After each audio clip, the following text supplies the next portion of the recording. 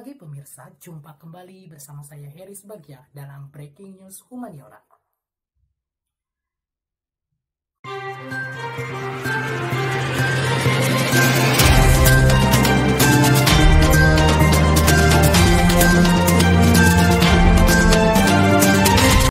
Pemirsa, pesona kampung adat memanglah sangat menarik untuk dijadikan sebagai tempat rekreasi, edukatif, dan pelestarian warisan budaya tradisional bangsa ini. Salah satunya seperti Kampung Naga yang berada di Tasikmalaya, Jawa Barat. Kampung ini secara administrasi berada di wilayah Desa Neglasari, Kecamatan Salawu, Kabupaten Tasikmalaya, Provinsi Jawa Barat.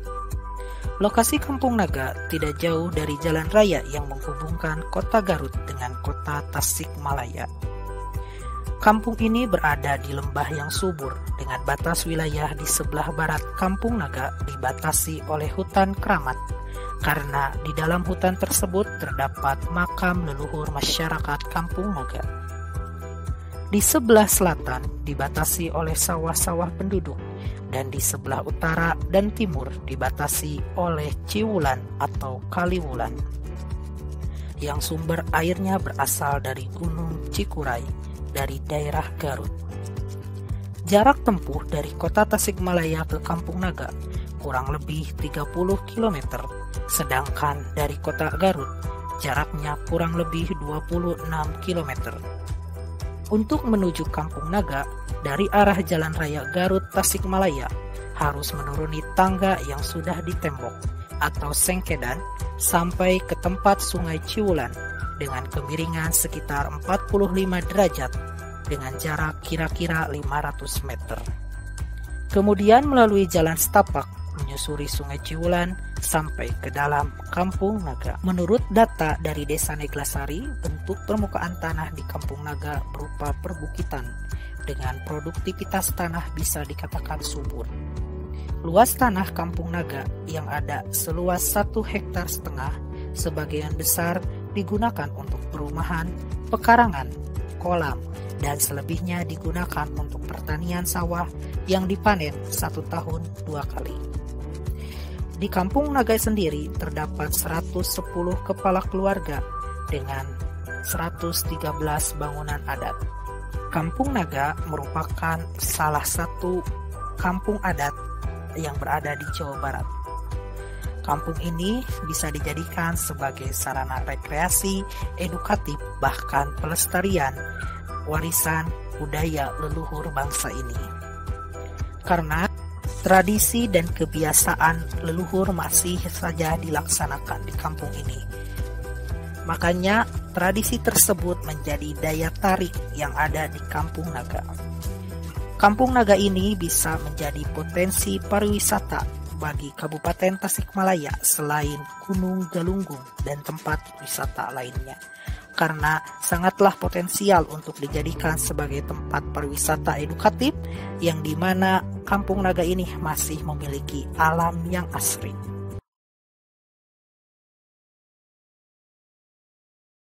Biasa pada acara takbiran Idul Fitri sama Idul Adha.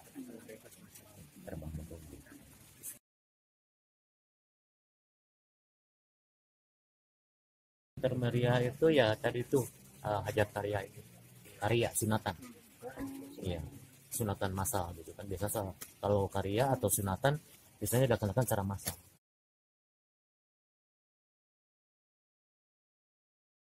Tuh tergantung dari anaknya.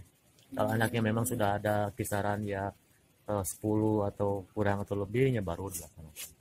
Gak menentu. Ada 5 tahun sekali atau 4 tahun sekali.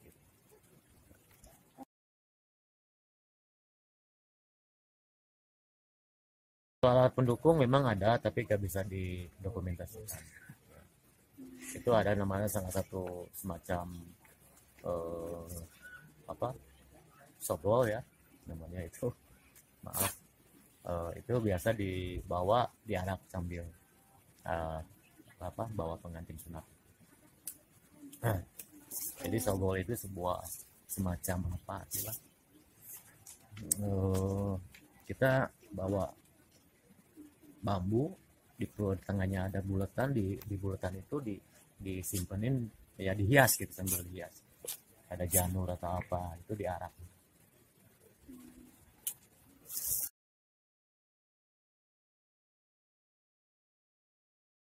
Nah, upacara kematian kita laksanakan dulu secara syariat Islam. Dilaksanakan secara syariat Islam.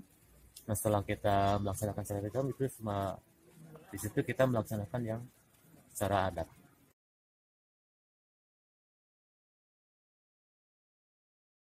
Acara adatnya ya sama, kalau dalam hal ini kan bagi mereka ada kesamaan juga. Kita adanya pengajian, atau kalau orang lain tahlil kan, orang lain dari pas hari itu meninggal, terus 3 harinya, ke 7 harinya, 40 harinya kita di sini bukan tahlil, di sini nyebutnya bilangnya ngaji, karena itu satu tamatan di acara di pas 3 harinya, di 7 harinya itu satu tamatan. Jadi dua malam biasanya beres. Dan itu biasanya untuk yang ngaji itu ada ya belasan orang, 5-15 orang lah, jadi dibagi-bagi pergi.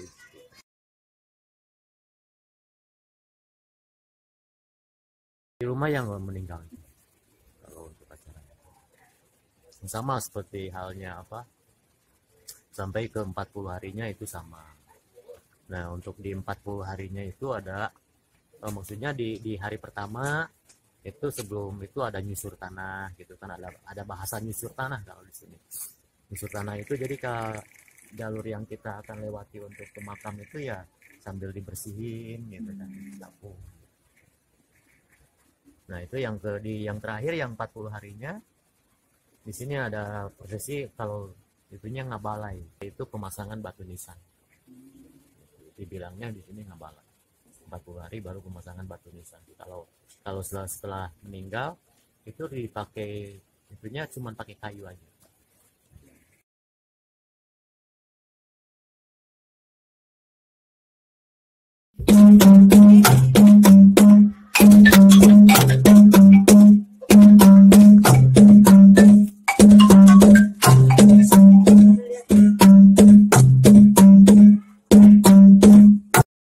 Sejarah Kampung Naga sendiri merupakan sebuah kampung adat yang masih lestari.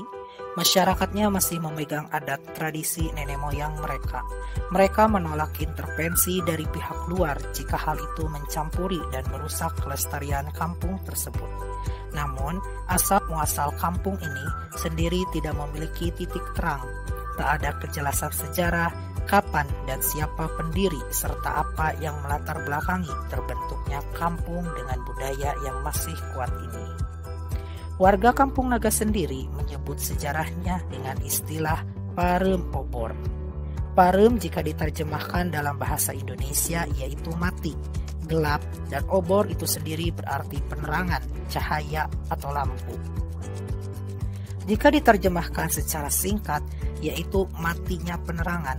Hal ini berkaitan dengan sejarah Kampung Naga itu sendiri.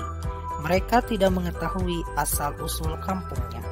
Masyarakat Kampung Naga menceritakan bahwa hal ini disebabkan oleh terbakarnya arsip sejarah mereka pada saat pemberontakan dan pembakaran di Kampung Naga oleh organisasi DITII pimpinan Kartosuwiryo. Pada saat itu, DITII menginginkan terciptanya negara Islam di Indonesia. Kampung Naga yang saat itu lebih mendukung Soekarno dan kurang simpatik dengan niat organisasi tersebut. Oleh karena itu, DITII yang tidak mendapatkan simpati dari warga Kampung Naga membumi hanguskan perkampungan tersebut pada tahun 1956. Adapun beberapa versi sejarah yang diceritakan oleh beberapa sumber, diantaranya pada masa kewalian Syekh Syarif Hidayatullah atau Sunan Gunung Jati, seorang abdinya yang bernama Singaparna ditugaskan untuk menyebarkan agama Islam ke sebelah barat. Kemudian ia sampai ke daerah Neglasari yang sekarang menjadi desa Neglasari, Kecamatan Salawu, Kabupaten Tasikmalaya. Di tempat tersebut Singaparna oleh masyarakat Kampung Naga disebut sebagai Sembah Dalam Singaparna. Suatu hari ia mendapatkan ilapat atau petunjuk harus bersemedi. Dalam persemediannya, Singaparna mendapatkan petunjuk bahwa ia harus mendiami satu tempat yang sekarang disebut dengan Kampung Naga. Namun, masyarakat Kampung Naga sendiri tidak meyakini kebenaran versi sejarah tersebut, sebab karenanya ada istilah Parem Obor. Untuk Kampung Naga sendiri, sebenarnya ini merupakan perkampungan yang asal muasal nama disebut Kampung Naga, yaitu artinya Kampung Dina Sisi Gawir, disingkat Kampung Naga. Jadi Kampung Naga bukanlah merupakan perkampungan adat yang terdapat naga di dalamnya, karena esensi nama Kampung Naga sendiri menurut tokoh adat di sini yaitu berarti Kampung Adat Dina Gawir. Sungguh kayaknya kekayaan negeri ini, contohnya seperti Kampung Naga yang berada di Tasikmalaya, Jawa Barat ini. Mari kita selaku generasi muda bangsa Indonesia untuk tetap melestarikan budaya tradisi lokal Indonesia. Heri Subagja, Tasikmalaya, Jawa Barat melaporkan. Demikianlah pemirsa berita tadi mengakhiri Breaking News Humaniora. Saya Heri Subagja pamit undur diri. Terima kasih dan sampai jumpa.